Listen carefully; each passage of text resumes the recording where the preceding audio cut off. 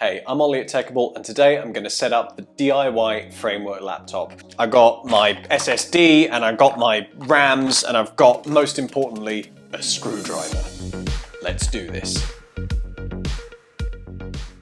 So let's get started. I'm working entirely from the Guide on Frameworks website, so they've got a DIY setup guide and I'm just following their step by step. Now, just to be fair, I have built desktop computers before, so I'm not coming at this completely blind, but I've never kind of built or unbuilt a laptop before, so that's an entirely new experience. And as well as that, unlike a desktop computer where the parts are, effectively standardized, this is going to be completely new things I'm looking at. Some things I've seen before, but a lot of things I haven't. So I might have to kind of look at frameworks literature from time to time to work out what I'm doing. First thing I've got to do is take out these screws on the back, which I was kind of expecting in fairness. Most laptops do require you to do that if you want to get into the back. This 5-point screwdriver is fun. Okay, now let's, do those come out all the way? Maybe they do, maybe they don't. Okay, they stay in, that's good, that's a handy feature. I was looking forward to losing those. Now it should be noted actually with the framework laptop, so I have already done one video which was the unboxing and first impressions, and you can check that out somewhere over there. And I talked a lot about the idea of the modularity of this and kind of the whole concept of framework and what they're trying to do. And it is worth noting, whilst what framework is doing is very cool, and what the DIY laptop is doing is super cool in allowing me, the consumer, to go out and buy my own parts.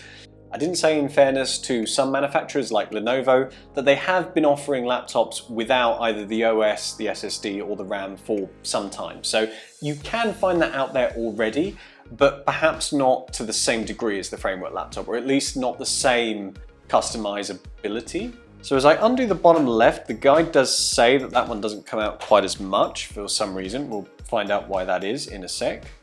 Now I've got to flip it over. So apparently this shouldn't require too much force to come off now. Oh, that's actually not much force to come off. Right, so you will note that there is one cable already attached. I think because I'm not actually trying to take anything off there, I can just leave it like that.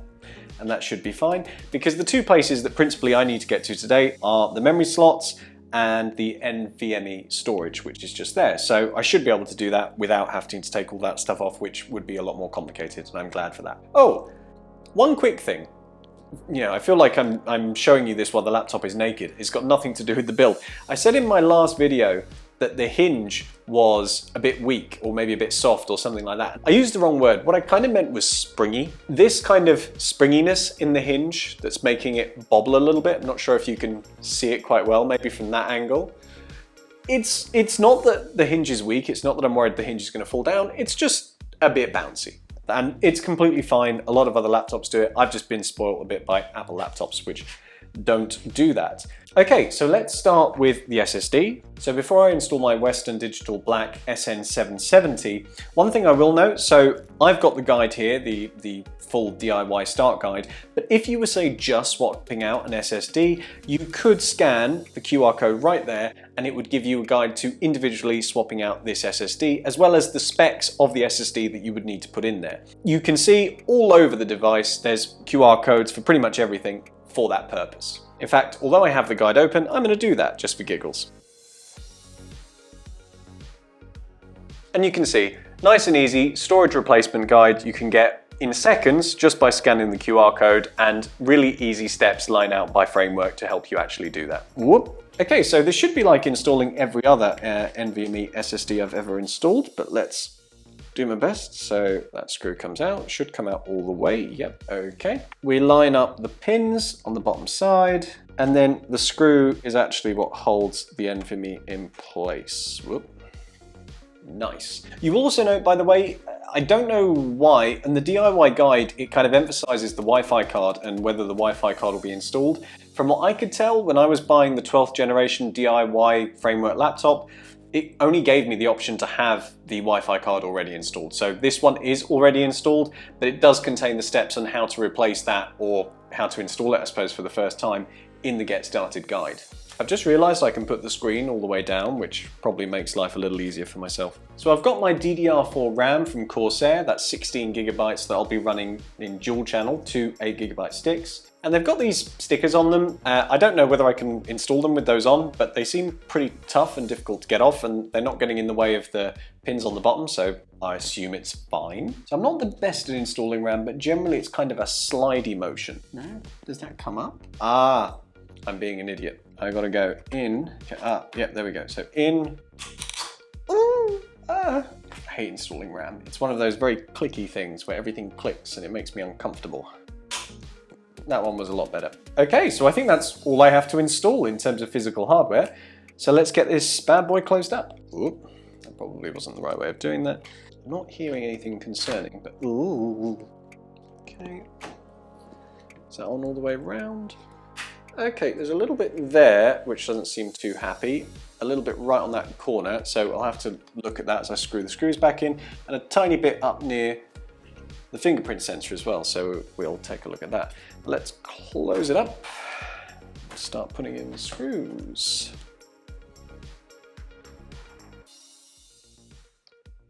Okay, and now I've closed up those screws. I can't see any appreciable gaps anywhere in the body, so I think that's tightened up pretty well, and the screen's sitting flush, so that seems to be put together properly. Okay, so for this next part, I'm actually going to install an OS. Now, 2 points on that. One, something I didn't mention in the original video.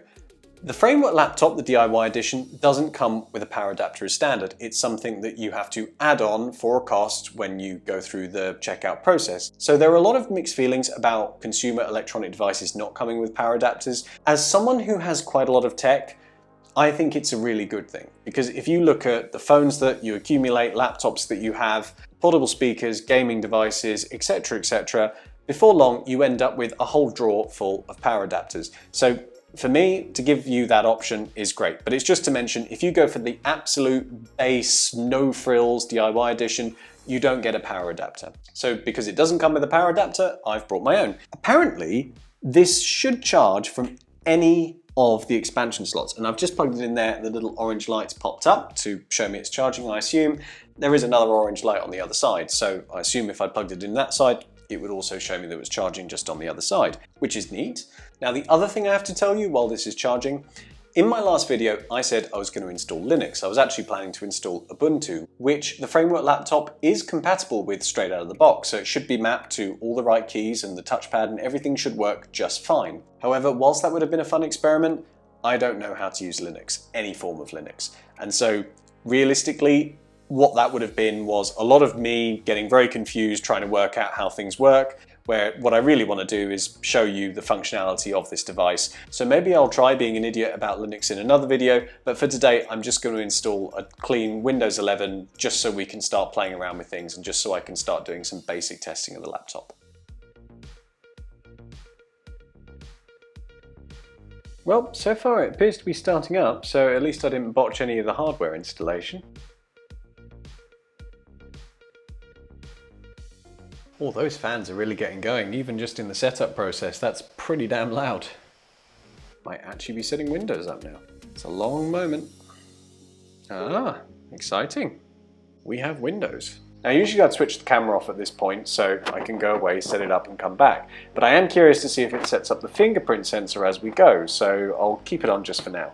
Okay, there we go. Well, I'm into Windows. It didn't ask me if I wanted to set up the fingerprint scanner, so I'm going to have to do that in a second. Oh no, double click isn't set up. And if I go into system information, there's the 16 gigabytes of RAM I installed. And yep, that's the 1 terabyte, well, not quite 1 terabyte SSD. It's never 1 terabyte, is it? So first thing I'm going to do is download the drivers for this laptop. So as you can see, the driver bundle is readily available on the website. I must admit, it was a little bit difficult to find it. It took a little bit of searching through the website for it. So I'm just running the driver bundle now. Hopefully it's a relatively straightforward process. Okay, so it's installing my drivers. Whilst it's doing that, I'm just going to play around with some settings. So the fingerprint setup is unavailable. I think that might be because maybe the fingerprint sensor doesn't have its driver yet. I'm going to wait for that and then I'm going to try it again. I am glad I installed Windows on the end, but if you do want to see me try and play around with Linux at some point and make a complete arse of myself, then subscribe down below and you'll get a chance to see that. Okay, fantastic. Well, all my drivers are in now, and as you can see, the computer is working absolutely fine.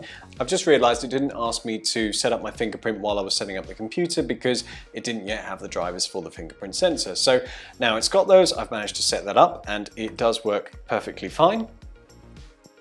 Pretty smooth actually.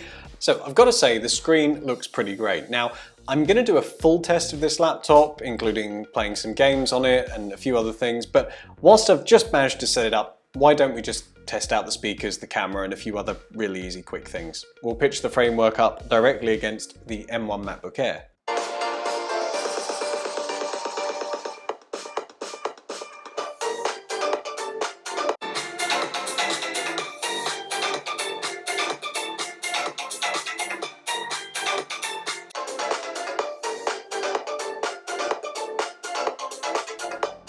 Yeah, so the speakers on the framework laptop aren't quite as good. They're downward firing. They're also just not quite as powerful as the MacBook Air, which is also a lot clearer, especially at that higher volumes. This starts to get quite muffled. The speakers are in general a little bit less good. But not awful. I mean, I've definitely seen worse speakers than this on quite a few Windows devices. And while we're here, let's just give the webcam a quick try.